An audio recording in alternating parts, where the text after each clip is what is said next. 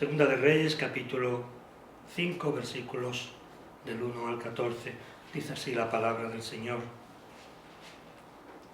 Naamán, capitán del ejército de Siria,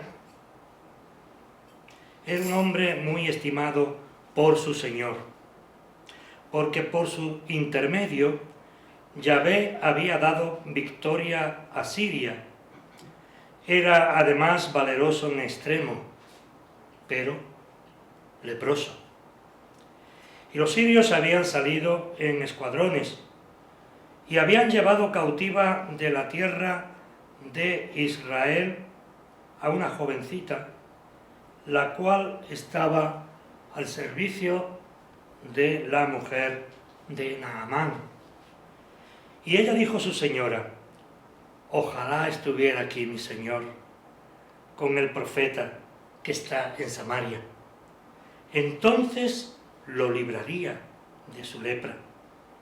Y uno fue e informó a su señor diciendo: esto ha dicho la jovencita de la tierra de Israel. Y el rey de Siria dijo: ve allí con una carta para el rey de Israel.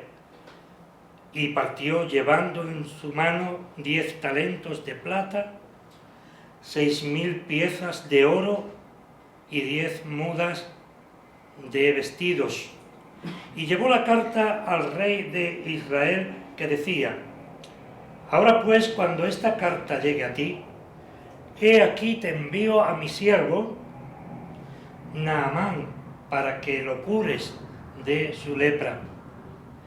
Y sucedió que al leer la carta, el rey de Israel rasgó sus vestidos y dijo: ¿acaso soy Elohim para matar o para hacer vivir, y para que éste me envíe a un hombre a curarlo de su lepra?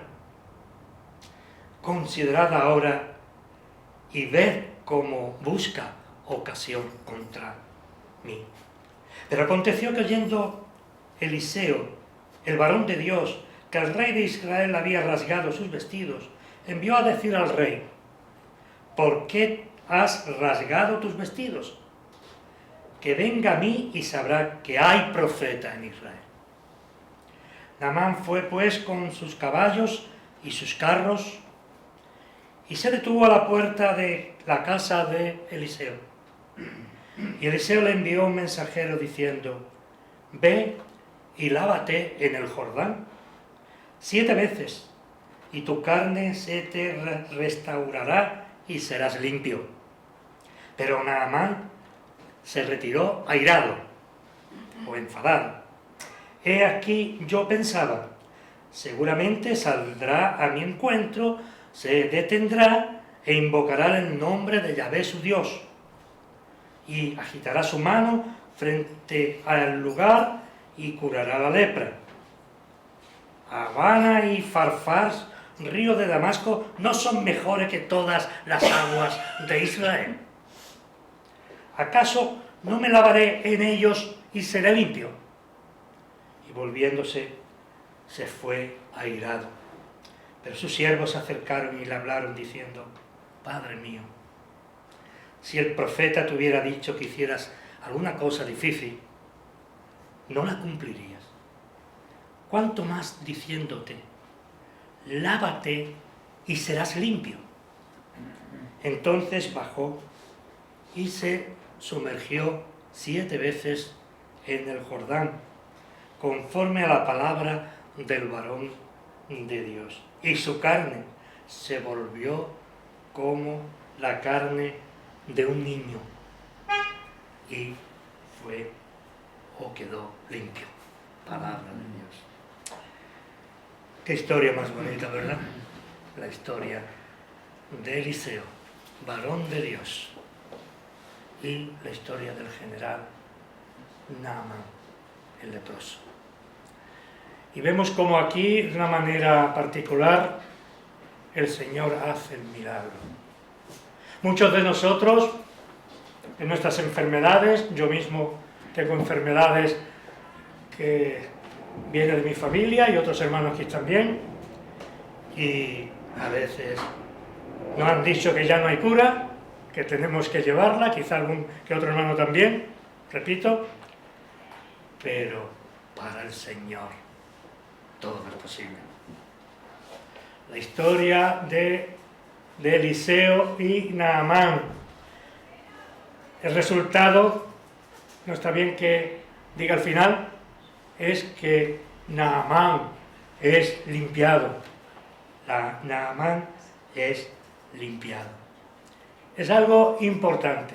Y hay tres personajes aquí.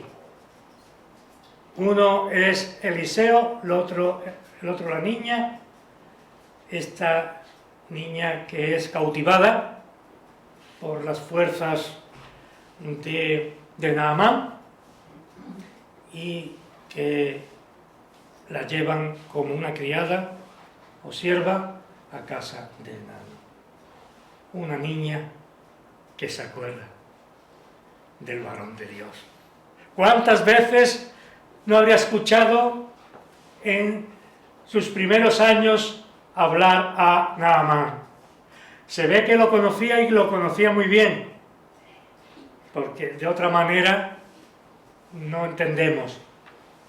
Con la fe, con la seguridad de esta criatura, que si estuviera aquí mi Señor, sería curado.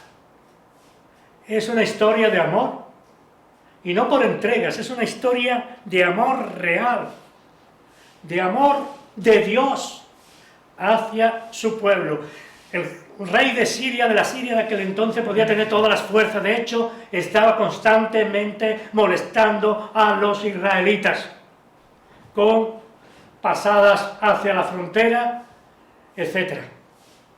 En una de esas intervenciones, esta niña es apresada. Pero cuando Naamán se enteró de esto, de esta historia, entonces fue a ver a su rey.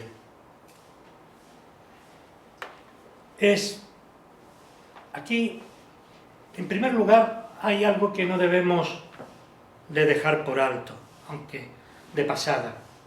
Aquí hay, en el fondo de la cuestión, hay un sentimiento por parte de los sirios y de algunos israelitas de que algo hay que hacer. De alguna manera, el conjunto de la historia nos habla de algo que es muy usual también hoy en día. Habla de la salvación por obras. Y así vemos no solamente a los católicos, ¿verdad?, y a las sectas, vemos también a muchos evangélicos. Personas que quieren comprar su salvación. Predicadores que hacen alarde muchas veces, de alguna manera, si no directa, indirectamente, a que el pueblo de Dios, a que la Iglesia tenga que hacer algo más por su salvación. Nosotros creemos que todo es obra del Señor desde el principio hasta el final. Y no solamente en cuanto a la salvación, sino en todo cuanto hay en la naturaleza, en la creación. Y nosotros también somos parte de ella. Y vemos personas honestas, personas, buenas personas, muchos mejores que nosotros, que quieren comprar su salvación. Es más fácil comprar la salvación que no recibir la gracia de Dios día tras día y involucrarte en esa gracia, porque la salvación de la que nosotros hablamos desde el principio de la Iglesia hasta nuestros días es una salvación que ya fue pagada. No hace falta comprarla. Son buenas personas, pero son personas sin espíritu. El hombre en el transcurso de la historia del hombre, siempre, en toda religión, siempre, sea cual sea, cristiana o no, el hombre ha querido comprar su salvación. En su vida, este tipo de personas en sus vidas están acostumbrados a comprar todo lo que le apetece. Estamos hablando de personas con posibilidades, claro está. No siempre eso es en todo así. Pero sí que hacemos obras, sí que hay personas que hacen obras. Pero el concepto es totalmente equivocado. El concepto es diferente. Yo hago obras, tú haces obra. Nosotros hacemos obras no porque seamos más buenos, sino porque Dios las preparó de antemano. ¿Para qué? Para que andemos en ellas. Ese es el distintivo del verdadero cristiano. No podemos cambiar la gracia por nada que nosotros podamos hacer. Por eso, al final, a pesar de ser un hombre importante, un general, el principal general del ejército, Naamán ve cómo, a pesar de su poder, no hay ningún médico que pueda curarle la lepra. Y ve cómo la enfermedad y la muerte le vencen. A pesar de todo el dinero, de todas las posibilidades, de su poder, Dios le pone en la lepra. ¿Para qué? Para que su gloria sea manifiesta en el hombre más importante, después de su rey, de la tierra en la cual nos estamos moviendo desde Siria hasta Israel. Su dinero, su poder, no le sirvió en esta ocasión. Hay otros que si no hacen obras, se escudan en su religión, en su fe. Yo no dudo de la fe que un hermano o una hermana pueda tener, ¿no? Pero algunos, sin proponérselo, se escudan en la religión, en nuestra religión evangélica, para garantizar su salvación. Es triste la realidad que ninguna religión, ni tan siquiera la religión evangélica o protestante, puede salvar al hombre. Solo Dios salva, palabra de Dios, solo Dios salva. Solo Dios salva. Solo en Cristo está el camino, solo en Cristo está la verdad y solo en Él está la vida. Repito y lo repito muchas veces porque es necesario, es importante, urgente que entiendas la diferencia entre creer, ser creyente y ser una persona que ha sido tocada por la gracia de Dios. Ser creyente no es suficiente, es un primer paso, decíamos no hace mucho. Es necesario algo que es el distintivo de la persona convertida, es la negación de uno mismo. Negarse uno a sí mismo. Es decir, quitar de nuestra vida todo aquello que no es santo, que no es bueno, que es contrario a la palabra de Dios. Es esa negación constante de lo que tu hermano te ha podido hacer y tú le puedes hacer. No le puedes hacer igual, no puedes responder con la misma mira, eso es son cosas del mundo, eso es cosas del mundo, no es de Dios. Dios responde a nuestro pecado, a tu pecado y a mi pecado, con su gracia, dando a su propio Hijo. Imitarme a mí, dice el Señor Jesús, imitarme a mí. El creyente convertido va más allá. No es una creencia, no es una idea, no es un conocimiento intelectual, sino es una vivencia personal.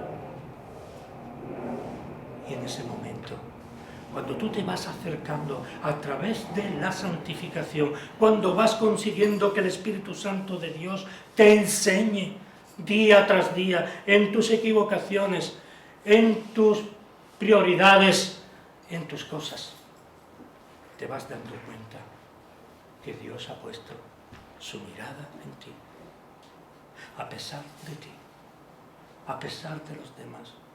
Tú eres algo especial para Dios. Es una salvación personal, una salvación a la iglesia, pero tú eres iglesia, yo soy iglesia. Somos un cuerpo. No puede un cuerpo, en el sentido que el Señor lo expresa, no puede ir un ojo para allá y el otro, algunas veces sí, pero no puede ir este brazo para acá y el otro. No nos podemos dividir, tenemos que vivir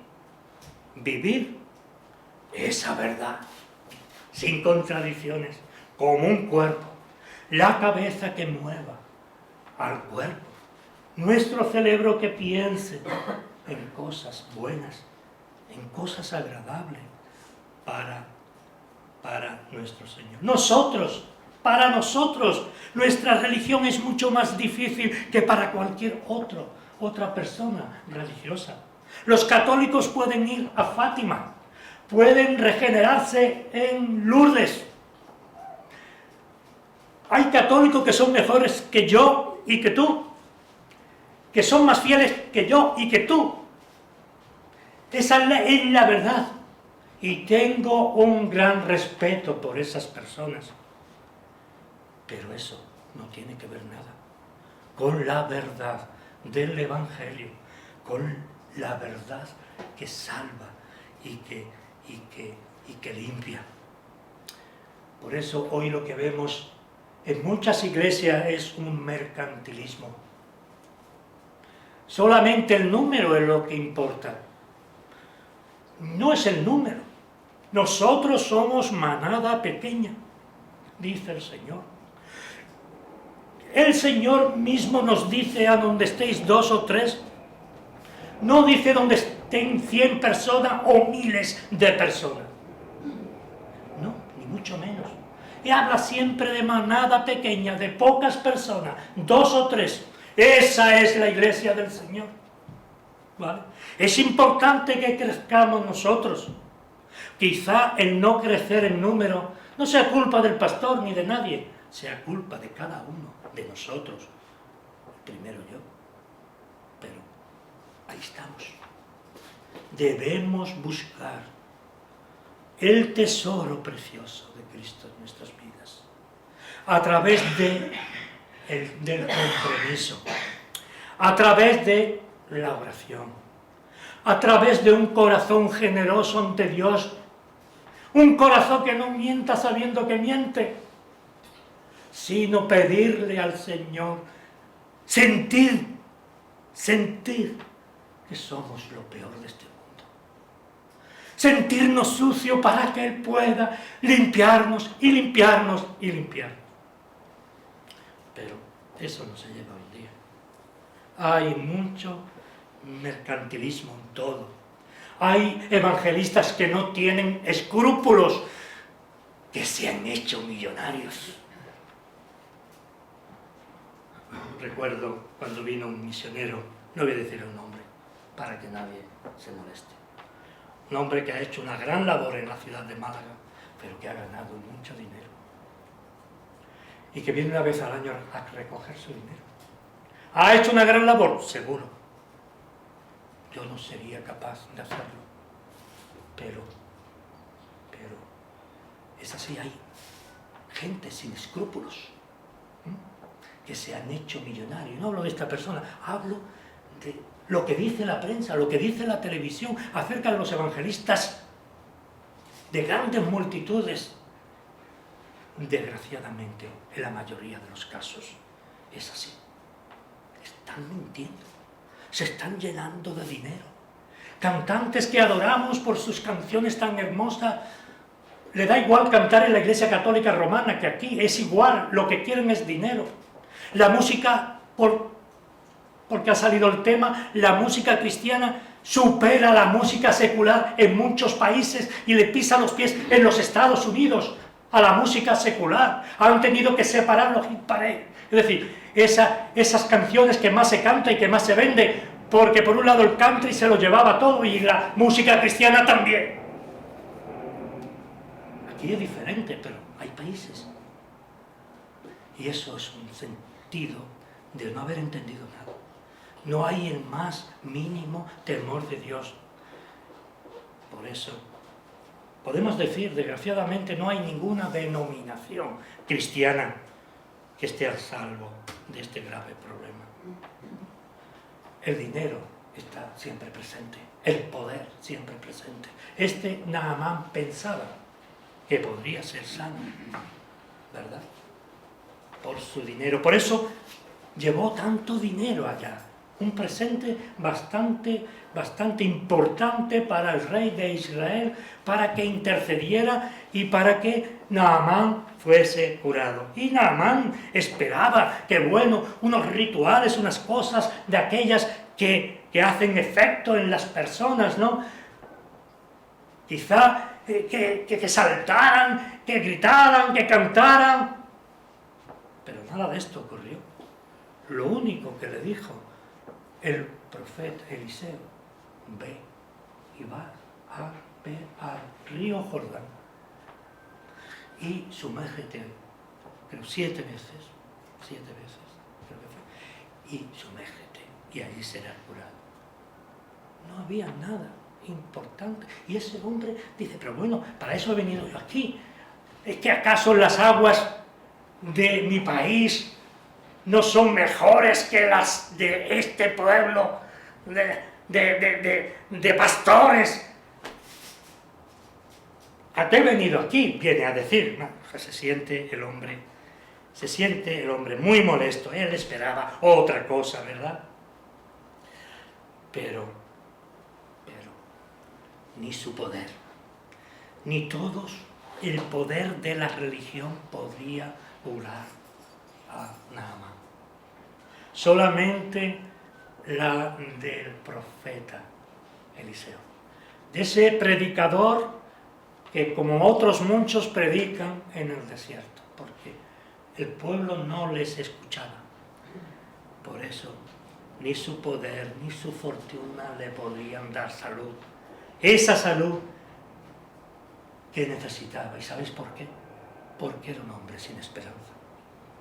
A pesar de su poder y de su dinero, era un hombre sin esperanza.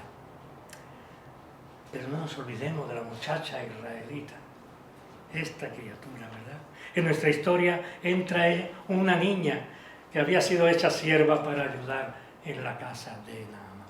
Naamán recibió bendiciones a través de esta niña. Hizo más que ayudarle. Le dio la pauta a seguir para su curación.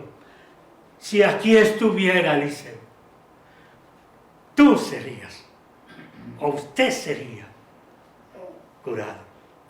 Ella conocía a Dios, reconocía a Eliseo, cosa que ese reconocimiento era muy pobre, muy pobre. Al igual que entonces pasa hoy en día, se reconoce poco los ministerios. Cuando se reconoce el ministerio es porque llevan los ministros la vara de pegar, no de pegar físicamente, ¿verdad? Autoridad. Aquí la única autoridad que hay es la palabra de Dios. Por eso reconocía esta niña al profeta de Dios, del verdadero Dios. Ella había sido educada en el temor de Dios. Hay importancia de enseñar a nuestros hijos ejemplarmente, conforme a las Escrituras. Nosotros no, lo veo ahora porque está el niño aquí, me he acordado, nosotros no bautizamos a los niños. Nuestras presentaciones no suplen el bautismo de niños, ni mucho menos. Es un momento para orar al Señor, pero también es un momento de promesas. Y no es que queremos emular a la Iglesia Católica cuando le dice a los padrinos que deben cuidarse de la fe del niño que van a bautizar. No, no es eso. Es que es un compromiso personal, algo único en nuestra vida. ¿Para qué? Para que la Iglesia ore, para que el Señor bendiga esa nueva vida.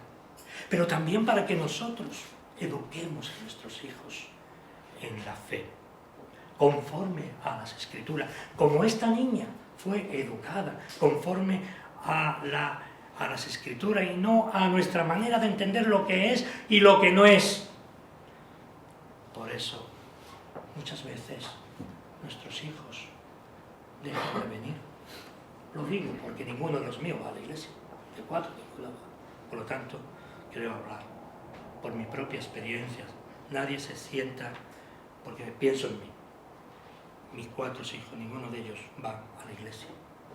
Por lo tanto, es importante, ¿verdad? También es importante recordar cómo en aquella época se encontraba el pueblo de Israel. El pueblo de Dios era un pueblo derrotado y vasallo, pero aún así le utiliza a esta niña, incluso en el destierro, para esparcir la palabra de Dios. Le está diciendo a Naamán cosas del verdadero Dios. Por eso dice la Escritura: pero los que fueron esparcidos iban por todas partes anunciando el Evangelio. Dios es un Dios soberano. Nuestro Dios es un Dios soberano. Dios utiliza a lo más pequeño de esta congregación, al último de la fila, al más despreciable, según nuestra forma de entender las cosas. Y en este caso, a esa niña, esclava, sierva, para llevar esperanza a Naamán.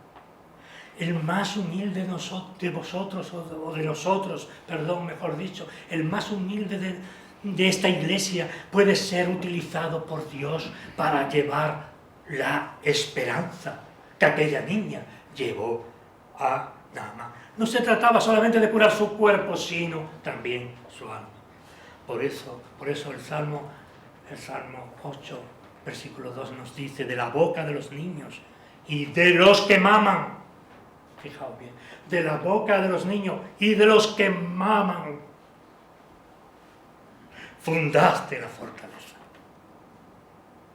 Ahí se fundó, en ese mismo momento de nacer. Fundaste de los niños, fundaste, y de los que maman, fundaste la fortaleza. Es también lo que dice el Señor: el más débil de todos nosotros puede ser el más fuerte, para la gloria de Dios, para enseñarnos que el más listo de la fila es el más torpe delante de los ojos de Dios. Por eso el Señor nos dice en esta tarde: mi poder se perfecciona en la debilidad. En los corazones más débiles se manifiesta más lúcido y claro el poder de Dios.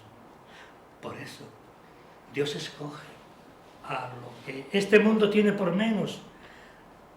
Por eso no vale una salvación comprada con dinero, haciendo cosas para que Dios se fije en ti, para que te perdone los pecados, para que tú seas de su pueblo. No, es necesario, vuelvo a repetir, negarnos a nosotros mismos. Negarnos a nosotros mismos. Por eso, a Naamán, el poder del dinero no le sirvió de nada. Él fue allá solo para que le curasen. Llevó su dinero para cambiar el corazón del rey de Israel, porque no eran muy buenos amigos esos dos países. Pero ahí, en profundidad, lo que hay es corrupción. Estos quieren corromper al mismo Dios con su dinero. ¿Cómo corrompemos nosotros nuestra fe? Con dinero, porque no lo tenemos, ¿verdad? Si lo tuviéramos también. Con cosas que son del mundo y que nada tienen que ver con Dios y nada tienen que ver con nuestra fe. Por eso el rey de Siria envió suficiente dinero para comprar no solo la salud de Naamán, sino todo lo que se ponga por delante. Y así nos dice el versículo 5 del texto: ve enseguida a Samaria, voy a darte una carta para el rey de Israel. Así que Naamán tomó 30.000 monedas de plata, 6.000 monedas de oro y 10 vestidos. Por eso encontramos en estas palabras de estos hombres tan poderosos, encontramos autosuficiencia. Ellos creen tener poder, pero la muerte nos pone a todos en el justo lugar. Ni la posesión de riquezas, ni el poder puede asegurarnos el futuro, porque el futuro pertenece a Dios. ¿Creemos en un Dios soberano? Sí, entonces ponte en sus manos. Ponte en sus manos. Órale, dile a Él todos tus problemas. ¿Tienes problemas de salud? Ve a Él. ¿Tienes problemas de dinero? Ve a Él. ¿Tienes problemas de trabajo? Ve a Él. Él no te dejará ni te desamparará. Todas nuestras esperanzas humanas son como trapos de inmundicia para Dios. He aquí el hombre, dice el Salmo 52:7, he aquí el hombre que no puso a Dios por su fortaleza, sino que confió en la multitud de su riqueza. Y tú me dirás ahora, gloria a Dios, porque yo dinero no tengo. No se refiere a las riquezas materiales, se refiere a eso que tú tienes en gran estima, en tu estima personal. Se está refiriendo a eso y a otras muchas cosas. Por tanto, dice el Señor, por tanto Dios te destruirá para siempre, te asolará y te arrancará de su morada. Es importante acabar con esto. No es catastrofista, ni mucho menos. El Hijo de Dios peca, cae.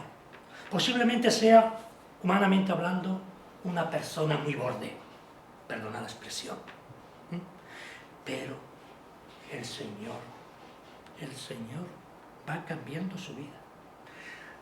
Algunos, dice la Escritura, se salvarán como por fuego, lo digo muchas veces, pero es una realidad. ¿Por qué? Porque nadie entrará a la presencia de Dios sin santificación.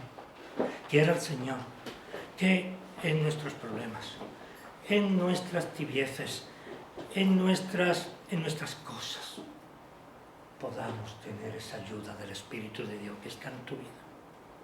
Que Él te ayude, que me ayude y que ayude aquí a la iglesia en Churriana. Esto no es una organización humana, que también. Esta es la iglesia del Señor en Churriana. Y yo estoy seguro que el Señor tiene aquí un proyecto. Y lo tiene en tu vida, lo tiene en mi vida.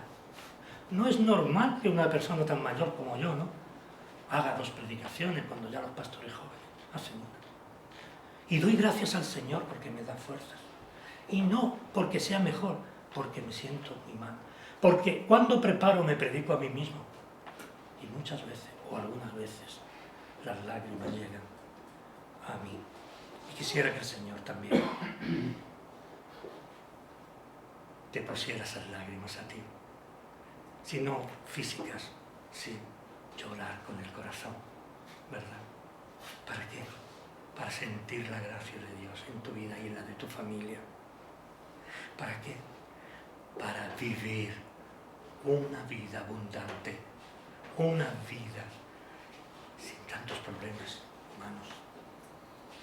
A pesar de todo, tener la esperanza, vivir esa esperanza de la salvación, que es lo más hermoso que Dios ha dado. Es el don más precioso que Dios ha dado a su iglesia, aquí en Churriana y en toda la faz de la tierra. Antes, ahora y siempre, por siempre. Como decimos siempre, permitidme la repetición, en nuestra doxología. El Señor nos bendiga a todos.